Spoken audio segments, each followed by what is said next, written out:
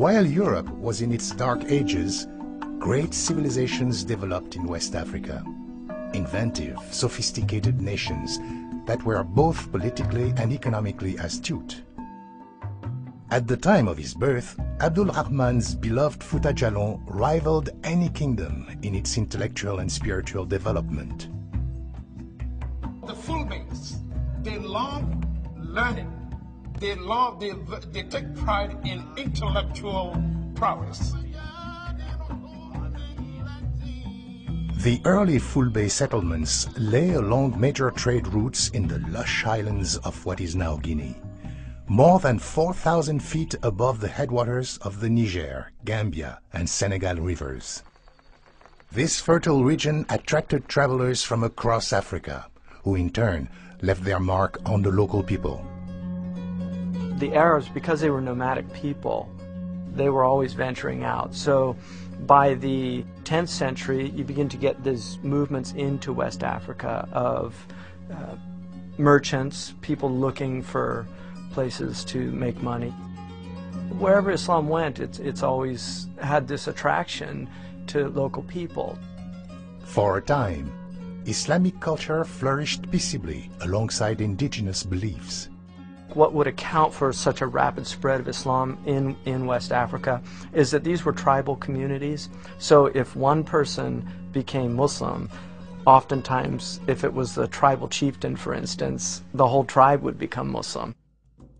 The devout, who came in the late 17th and early 18th century, were more organized and committed to bringing non-believers into the community of the faithful. Those who resisted, mostly animists, were increasingly unwelcomed in Fouta Djallon, and many migrated away.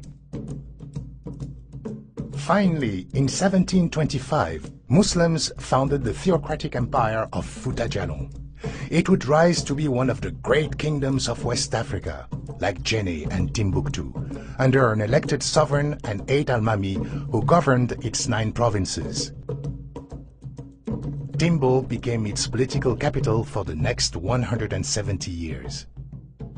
Nous sommes arrivés à Timbo par une rue. We arrived at Timbo and entered the city on a banana trees-lined avenue. The rain surprised us at the very moment when the inhabitants were gathered at the mosques. Gaspard Théodore Molien, 1818.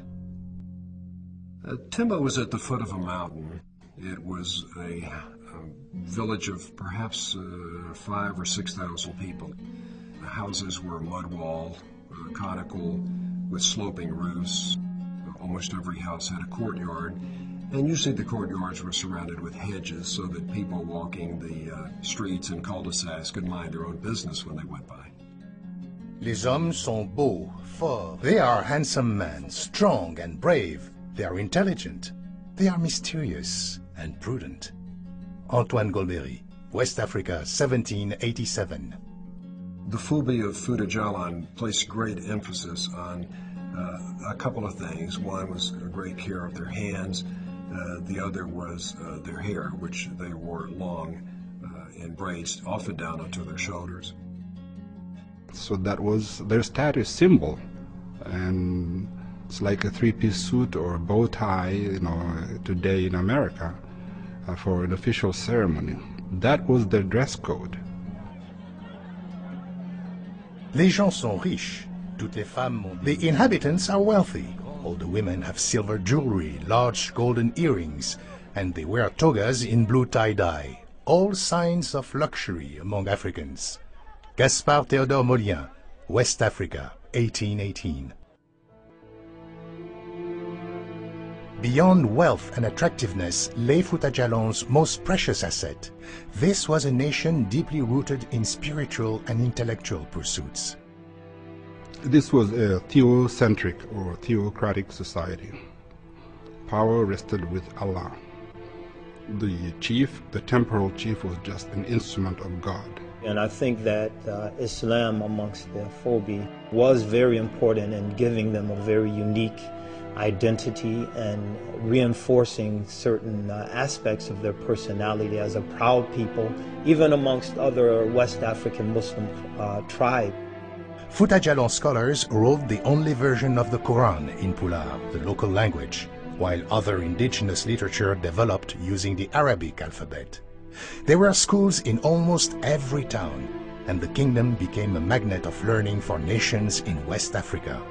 Education was Abdarahmanne's birthright.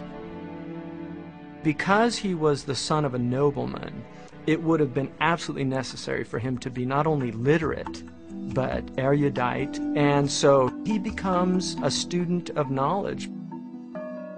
Islam is a very literacy-based tradition. There's a lot of learning that has to happen. One has to be taught the Arabic, rudiments of Arabic, to know the prayer and to learn to recite the Quran and to be conversant with the literature, the sources of the religion. At age 12, he was sent, his father noticing his aptitude for this, decided to send him to the large cities of the East so that he could continue his education. This meant traveling about 1,000 miles down the Niger River to the city of Genno, which was an ancient sub-Saharan town, a market town of great consequence and a center of Islamic learning. We would consider it the Harvard of West Africa. This is where you went to sit with the cream of the crop. Those scholars would have held their ground in any intellectual circle in the Muslim world. Abdarahmanne was a contemporary of Genno Muhammadu Samba Mombeya, who is the Shakespeare of Fouta Djallon.